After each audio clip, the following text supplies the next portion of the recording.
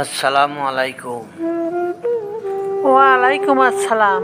আমি একটু আপনাকে খুঁজতেছি।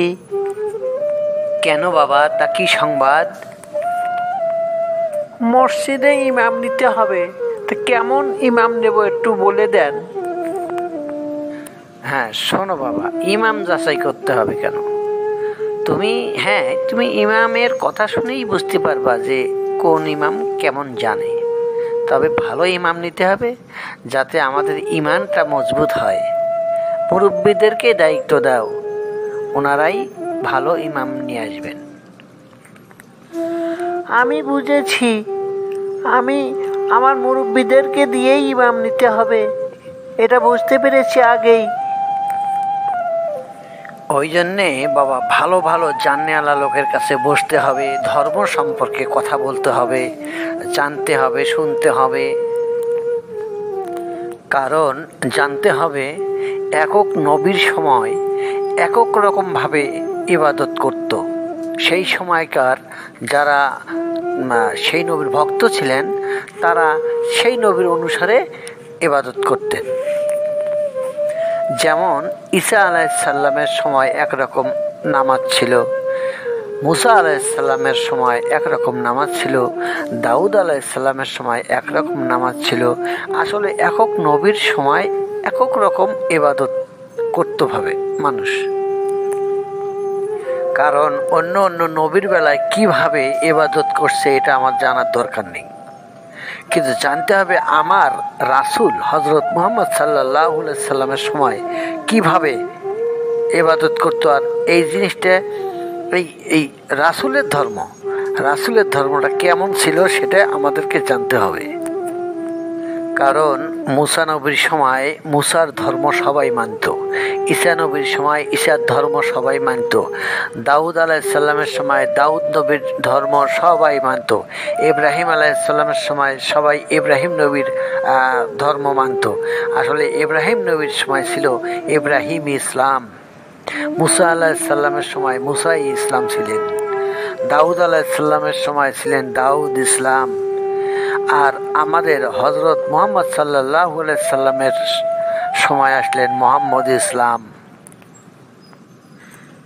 আপনার কথা কিন্তু খুব সুন্দর লাগতেছে, তবে আমার একটা প্রশ্ন, আসলে মোহাম্মদ ইসলাম এই শব্দের অর্থ কি?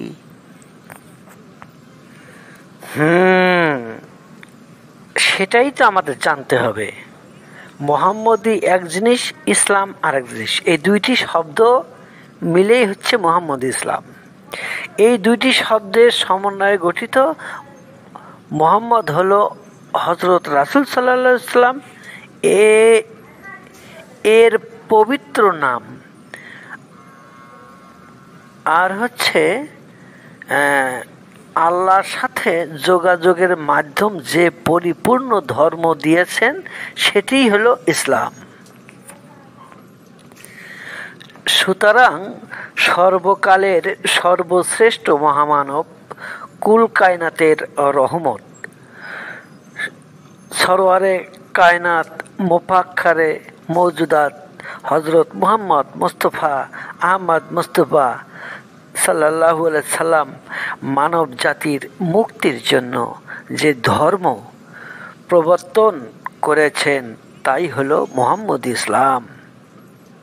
আল্লাহ রাসূল সাল্লাল্লাহু আলাইহি সাল্লাম ইরশাদ করেন, বুনিয়াল ইসলামু আলা খামসিন শাহাদাতি আলা ইলাহা ইল্লাল্লাহু ওয়া আন্না মুহাম্মাদান আবদুহু ওয়া রাসূলুহু ওয়া ইকামিস সালাতি ওয়া ইতাইজ যাকাতি ওয়াল হাজ্জি ওয়া সাওমি রামাদান।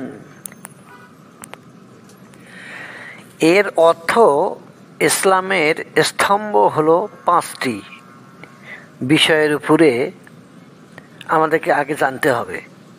কারণ ইসলামের স্তম্ভ হলো পাঁচটি বিষয়ের উপর। এক নম্বরে আল্লাহ ছাড়া কোনো উপাস্য নেই। এবং মুহাম্মদ সাল্লাল্লাহু আলাইহি সাল্লাম আল্লাহর বান্দা ও রাসূল এ সাক্ষ্য প্রদান করা। 2 নাম্বার হচ্ছে সালাত কায়েম করা। 3 নাম্বার হচ্ছে যাকাত দেওয়া। 4 নাম্বার হচ্ছে হজ করা। 5 নাম্বার হচ্ছে রমাজানে এবং রোজা পালন করা। বুখারী ও মুসলিম শরীফের সূত্রে মিশকাত শরীফ পৃষ্ঠা 12। হযরত মুহাম্মদ সাল্লাল্লাহু আলাইহি সাল্লাম কর্তৃক এ ভিত্তির উপর প্রতিষ্ঠিত ধর্মই হলো মুহাম্মদ ইসলাম। মহান আল্লাহ ইরশাদ করেন, নিশ্চয়ই ইসলাম আল্লাহর নিকট একমাত্র মনোনীত ধর্ম। সূরা আলে ইমরান 3 নম্বর সূরা আয়াত 19। আপনার কথা আমার খুব ভালো লাগছে। আসলে এভাবেই আপনার সঙ্গে মাঝে মাঝে বসা উচিত। আচ্ছা বাবা, আমি তো বাসায় বসেই থাকি। তাহলে আজকে আসি। আসসালামু আলাইকুম ওয়া রাহমাতুল্লাহ। ওয়া আলাইকুম আসসালাম ওয়া রাহমাতুল্লাহ।